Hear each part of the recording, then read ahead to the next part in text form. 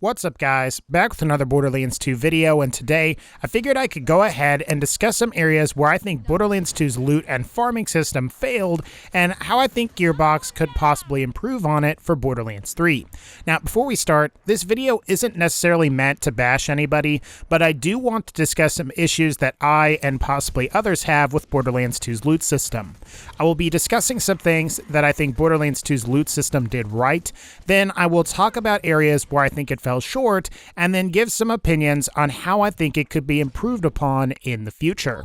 So without further ado, let's go ahead and talk about Borderlands 2's loot system and what it did right. When it comes to farming, having specific bosses that drop specific legendary and unique loot was an absolutely brilliant idea for Borderlands 2. While it also exists somewhat in the original Borderlands, for the most part, the vast majority of legendaries in the first game are obtained randomly. So for example, let's say you wanted a Hellfire SMG in the first Borderlands, you couldn't just farm someone like Scorch, and instead you had to either get lucky farming Crumberax or have the Hellfire spawn in a chest. The point is, the vast majority of legendaries in the original Borderlands could drop anywhere at any time. While this was also the case in Borderlands 2, Borderlands 2 had the advantage of having specific mini-bosses that would be far more likely to drop a specific weapon. So if you wanted a Hellfire, you could go and farm Scorch, or you could choose to get lucky and see if one randomly drops from any suitable loot source. And having specific bosses drop specific items like this not only encouraged and provided people a way to obtain the specific gear that they wanted, but it encouraged players to explore much of Borderlands 2's side quest content as well, further increasing a player's overall playtime. When it comes to loot, the unique, legendary, pearlescent, and seraph weapons are also far more personalized and unique when compared to their Borderlands 1 counterparts. Using the Hellfire from Borderlands 2 as an example, the Hellfire has an entirely different color scheme when compared to all of the other Maliwan SMGs in Borderlands 2, and it also looks drastically different from all of the other Maliwan legendaries. While the Hellfire has a blue, yellow, and white color scheme, the Thunderball Fist has a red and gray color scheme, and the Volcano has an orange, blue, white, and black color scheme. And the point here is that all of these weapons look far different. In Borderlands 1, all of the Maliwan legendaries have this blue and black weapon skin, and while it doesn't look bad by any means, I think we can agree that the Hellfire from Borderlands 2 just pops a whole lot more than the Hellfire from the original game. Just like how the Volcano from Borderlands 2 is far more aesthetically pleasing than the Volcano from Borderlands 1.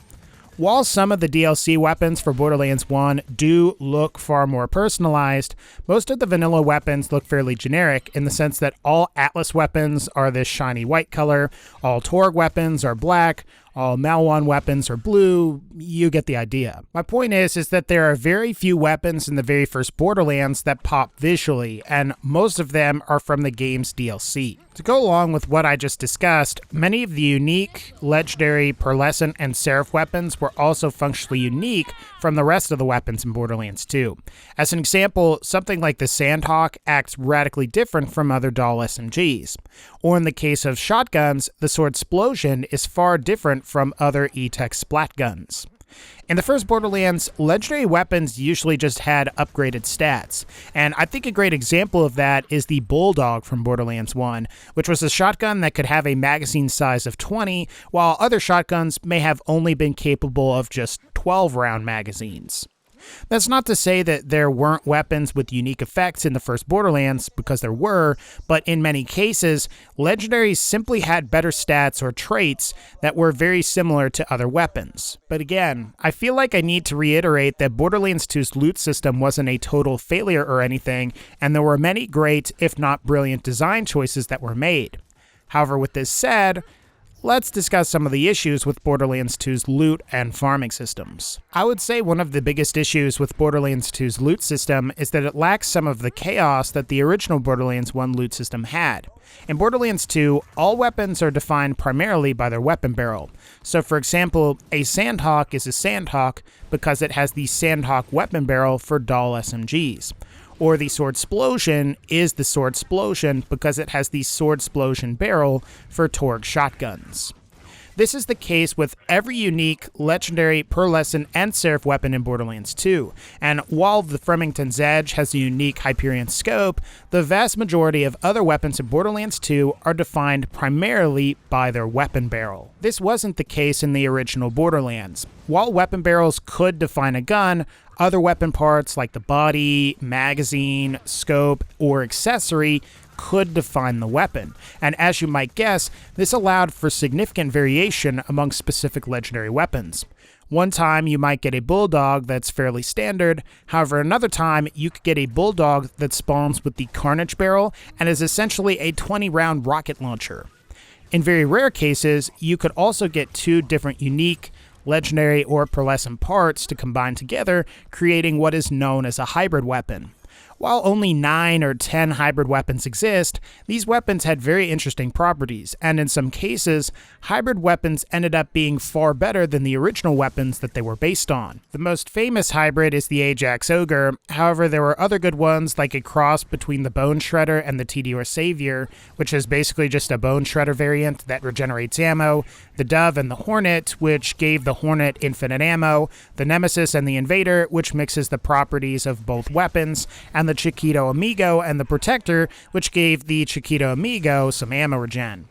While it's possible that GEARBOX unintentionally created hybrid weapons, some of these hybrid weapons ended up being really cool and popular among the community and were arguably more desirable than their base variants. But in general, I think a degree of randomness and chaos is missing from Borderlands 2's loot system, and if that got added back somehow, things could be way more interesting. Another issue I have with Borderlands 2's loot system is that if you kill an enemy, they no longer drop their guns. While Borderlands 1 didn't have specific drop locations for specific legendaries, you could encounter enemies wielding specific legendaries, kill them, and then take the gun for yourself. This was a really cool feature because you could be playing through the game and then some enemy that has a strong weapon shoots you and they easily kill you. However, you could come back, fight them again, kill them, and discover that they killed you with this really sick legendary weapon that you could then pick up and use to defeat your enemies. And what's frustrating is that enemies in Borderlands 2 can have B-shields or nukums or whatever other legendary weapons that are available, and when you defeat them, they don't drop those items. Instead, they might drop some white weapon that's not even worth picking up. Additionally, fighting enemies with powerful legendary weapons is a lot more interesting.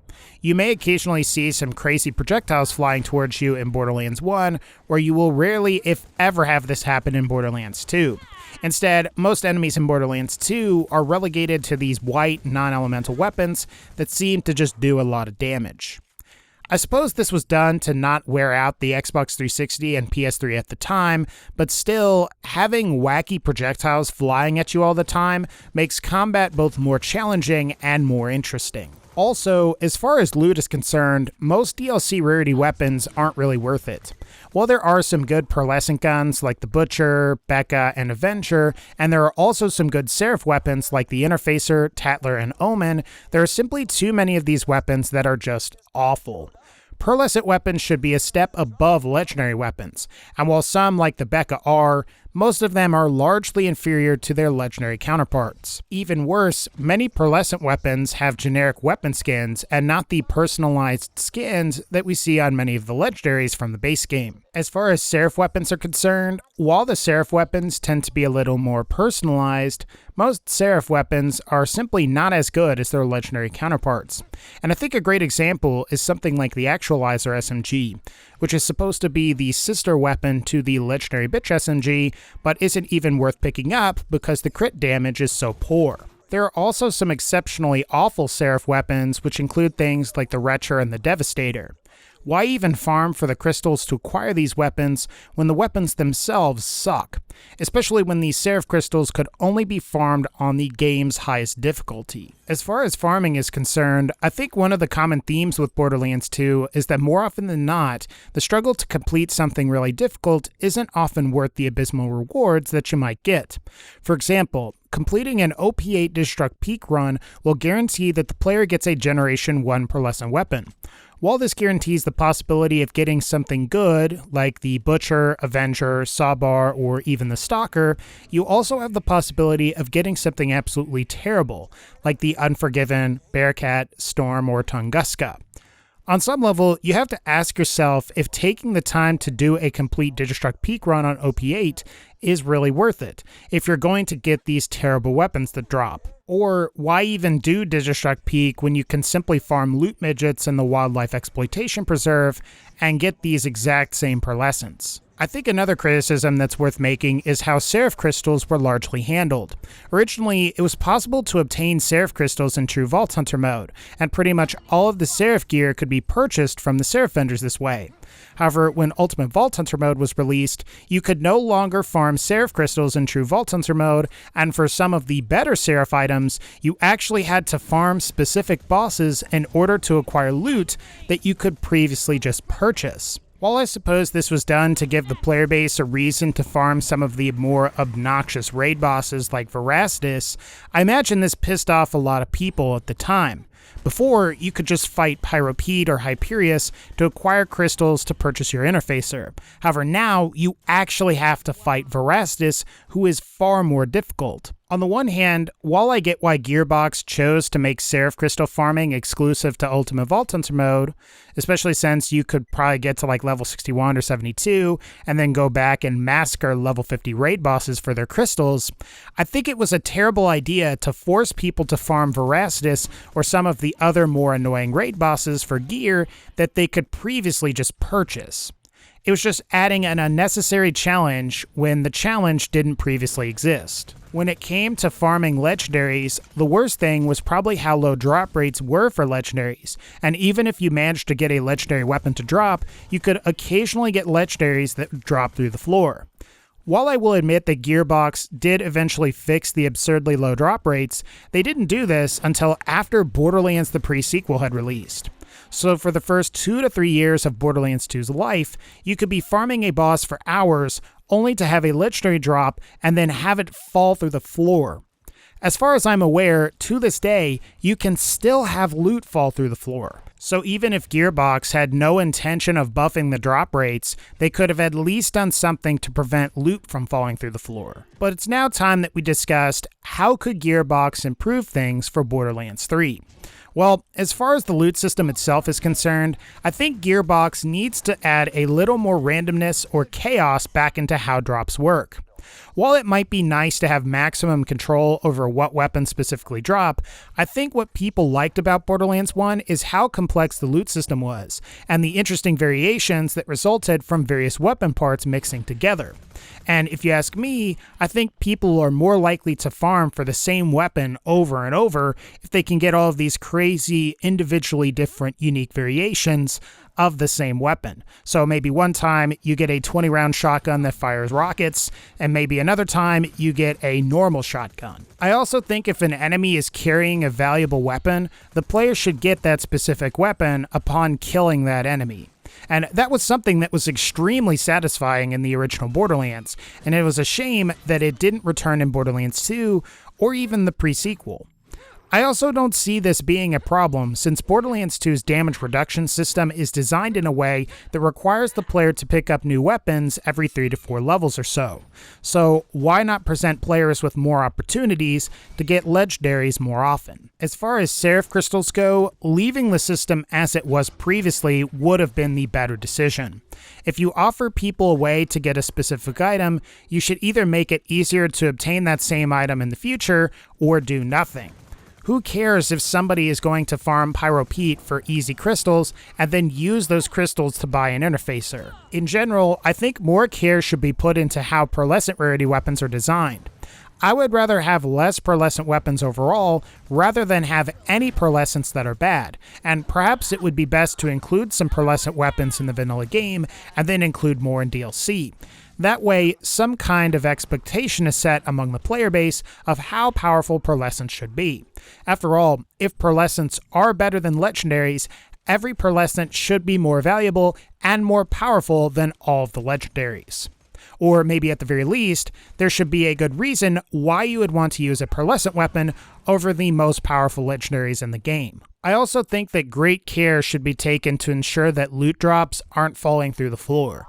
Even if the drop rates for legendaries are going to be lower for Borderlands 3, I think I could live with that as long as loot isn't dropping through the floor when the loot is actually spawned and is supposed to drop. In fact, if that's a problem that people are having with Borderlands 3, I think that should be a priority when it comes to patches rather than nerfing specific weapons. My hope is that Gearbox combines the best of both Borderlands 1 and Borderlands 2's loot systems for Borderlands 3, because I think if you have the best from both, you're going to have something really awesome for Borderlands 3. But alright guys, I think that's going to wrap up this particular video. If you like this video, please be sure to leave a like, click the bell to join the notification squad, and as always, take care, and I'll see y'all next time.